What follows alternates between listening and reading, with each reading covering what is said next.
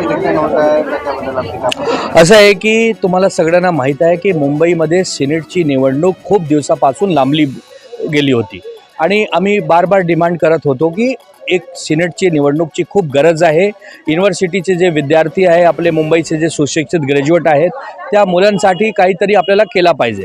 तर हे जो विद्यमान सरकार आहे, युनिव्हर्सिटीचे वर जे शासन बसलं आहे ते निवडणूक बार टाळत होते।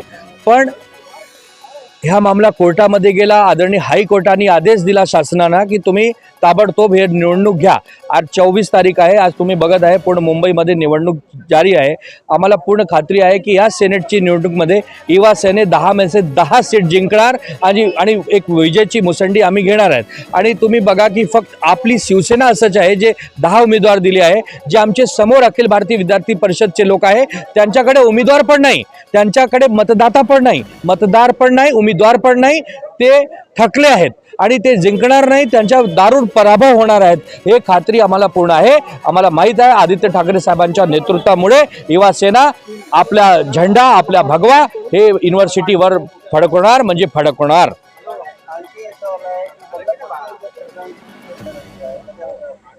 बदलापूरमध्ये जे काल रात्री घटना घडली आहे, गृहमंत्री देवेंद्र फडणवीसजीचं म्हणणं आहे की हे जबाबी कारवाई होता, तो कारवाईमध्ये तो आरोपी नराधम मेला।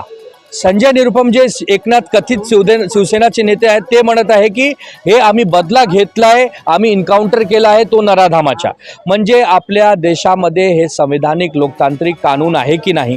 मोठे से मोठा आरोपी पकडू द्या, आतंकवादी पकडून द्या, आपण त्यांना फाशी देतो, आपण त्यांना कानूनची प्रक्रियामध्ये सजा देतो। हे एन्काउंटरची पद्धती कशी झाली, काय झाली, चुकून झाली, जाणबुजून झाली, याच्यावर SITची मागणी आम्ही रात्री केली होती। सरकारने तो मंजूर केला आहे। सरकार आता सगळं जांच करत आहे आणि जे आमची पोलीस, सक्षम पोलीस, ज्या पोलिसांनी कोरोनामध्ये काही चांगला काम केला, आज पोलिसावर दबाव आहे, पोलीस पण काहीतरी लपवत आहे। आणि स्कूलचे जे ट्रस्टी आहे ते कुठे आहे? स्कूलचे प्रिन्सिपल गिरफ्तार झाले नाही, कोणाला वाचवत होते का? आरोपीचा कोणाचा संबंध होता का?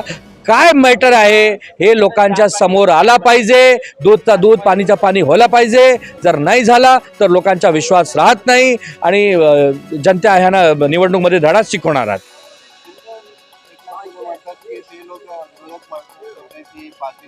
अरे फाशी द्या ना, आज पण म्हणतोय ना, फाशी द्या।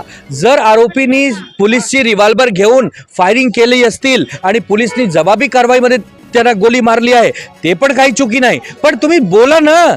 एक आरोपी ज्यांच्या हेडवर तुम्ही कपडा घातला आहे, त्यांचे हात बांधले आहे, तो कसा पोलिसची रिव्हॉल्वर घेतलाय भाई? म्हणजे कोण पोलीस होता ज्याची रिव्हॉल्वर अशी लापरवाह तो हे करून टाकला होता? हे सगळं चुकीचं आहे। काहीतरी पोलीस आणि शासन लापवत आहे, त्याला भांडाफोड केला पाहिजे।